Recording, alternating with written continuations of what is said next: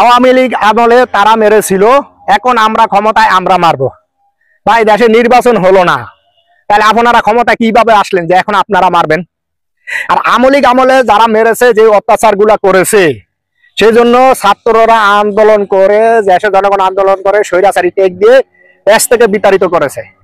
আপনারা এখনো ক্ষমতায় আসেনি নাই, যারাই কথাটা বলেন। হ্যাঁ, আপনারা যদি ক্ষমতায় আসেন, যদি ঠিক সেম আওয়ামী লীগের মতন করেন, তাহলে তাদের ভিতরে আর আপনাদের ভিতরে পার্থক্যটা হলো কি? তারাও স্বৈরাচার হয়ে গেলেন, আপনারাও স্বৈরাচার হয়ে গেলেন। আপনারা যদি এই কাজগুলা করেন, তাহলে তো আপনাদের বিপক্ষে আবার ছাত্ররা, দেশের জনগণ সোচ্চার হবে। অতএব ক্ষমতায় আসেন আর যাই কিছু করেন না কেন, হ্যাঁ, আপনারা দেশকে সুন্দরভাবে পরিচালনা করেন, দেখবেন দেশের জনগণ আপনাদের পাশে থাকবে, দেশের জনগণ আপনাদেরকে ভালোবাসবে। যদি অন্যায় অত্যাচার করেন, তাহলে দেশের জনগণ কিন্তু আপনাদেরকে ওই হাসিনা যেরকম পলাইছে, স্বৈরাচার সরকার যেরকম পলাইছে, এরকম আপনারাও পলাতে বাধ্য হবেন।